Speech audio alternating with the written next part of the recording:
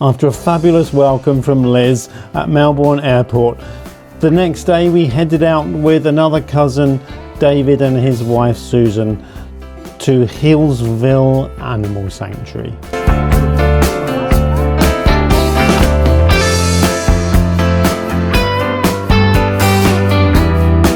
Here there was an amazing selection of wildlife, a bit like Currumbin in Gold Coast. They seem quite content with their lot, don't they?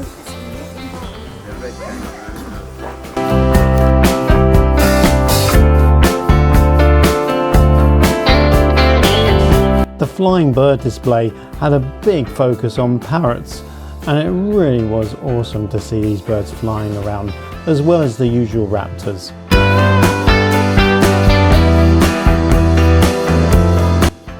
To put itself back together. There we go, well done, Millies. So you can see they grab the egg, they line it up and smash it down.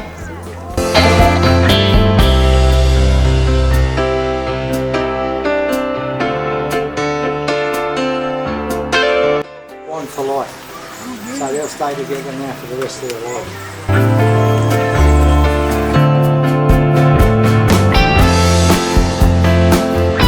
The reptile house was pretty cool, but I have to say the star of all of this place was to see the duck-billed platypus having a swim, which in the dark was really quite fascinating. Here he is. What a lovely little animal.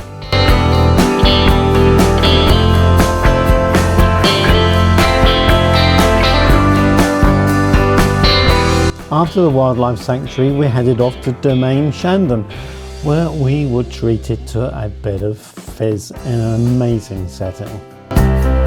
The next day we were due to go ballooning. It wasn't guaranteed, so we were up at 4:45 checking the app to see if it was going ahead, and it was. This is the only place in the world where you can do a balloon flight over the CBD. And this was just amazing. To see dawn break over the city was fantastic.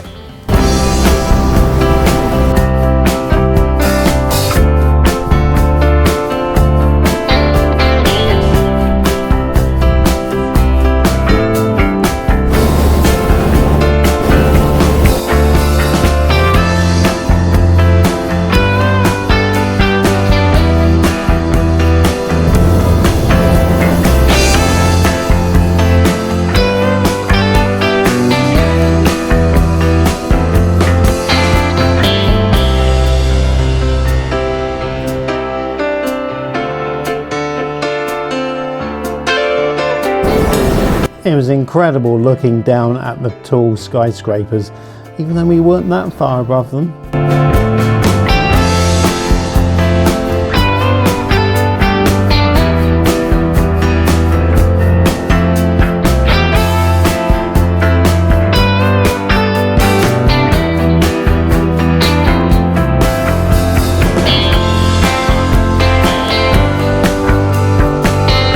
It was so peaceful up here.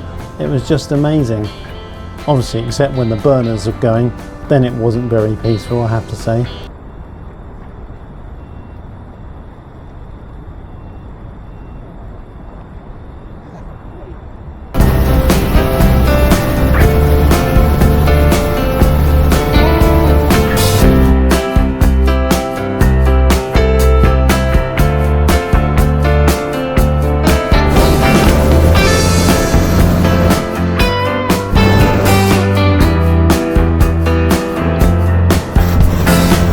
At some points we got really low and we could see the details of people really clearly.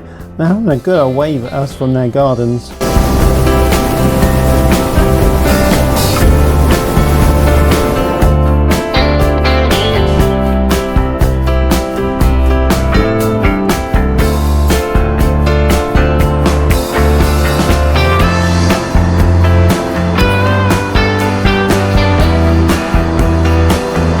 When we took off, we were told we wasn't sure where we would land, but it was pretty amazing that after an hour's flight, we managed to land at an aerodrome. That's pretty awesome. Despite tipping up, it was a very gentle landing.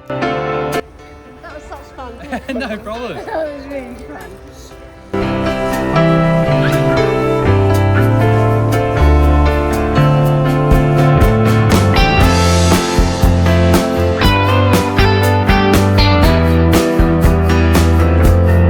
After the balloon flight, we did a bit of a walking tour of Melbourne Centre.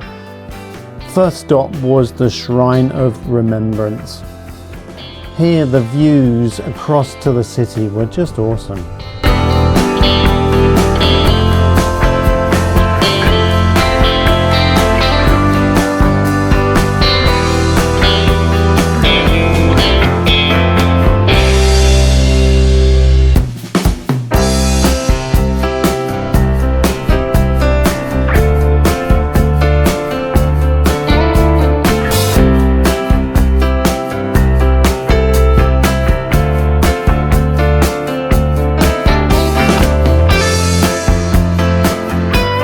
Next up was a sky deck.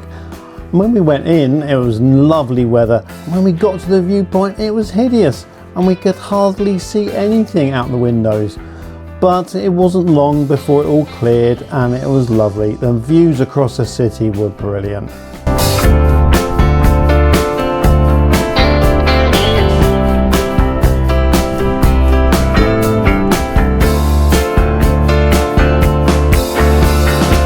After the sky deck, we met up with Liz and went for a wander.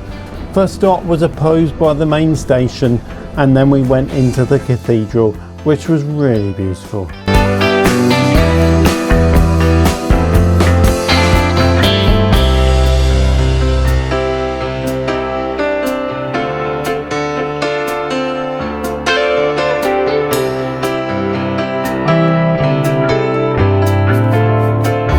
Next up, we went to one of the East End streets where there was just fabulous graffiti. It was absolutely amazing.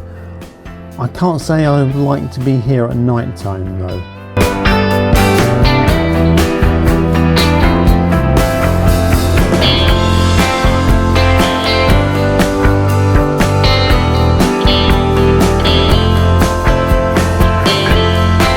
Then we caught a tram over to St Kilda's beach, where after an ice cream we went out onto the walkway and found this little penguin preening himself during his molting season.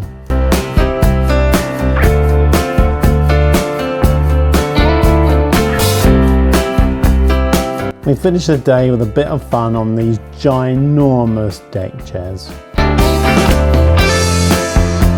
Next day we were out with Liz to the Dandenong Ranges. This is one of her favourite haunts to visit, and it was lovely.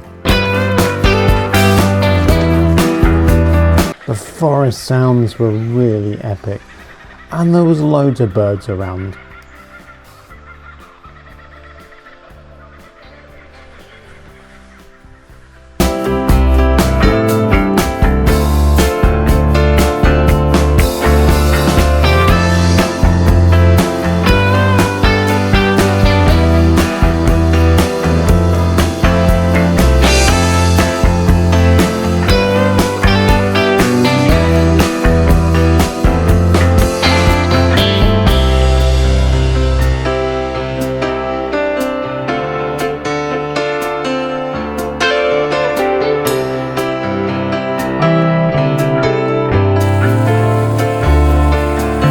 It was a shame that the house up there was falling into ruin very slowly though.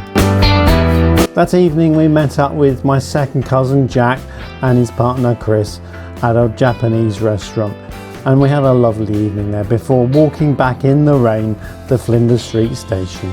Next day we were out with David, Liz and Susan.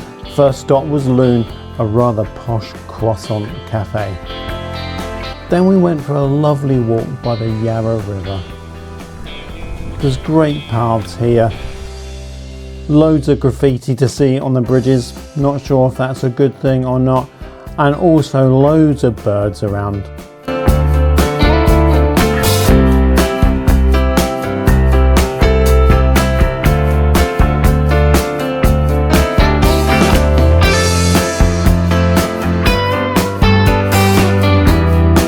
After a lovely stop for lunch, we headed back where Yvonne had popped into a local community farm shop and got some stuff.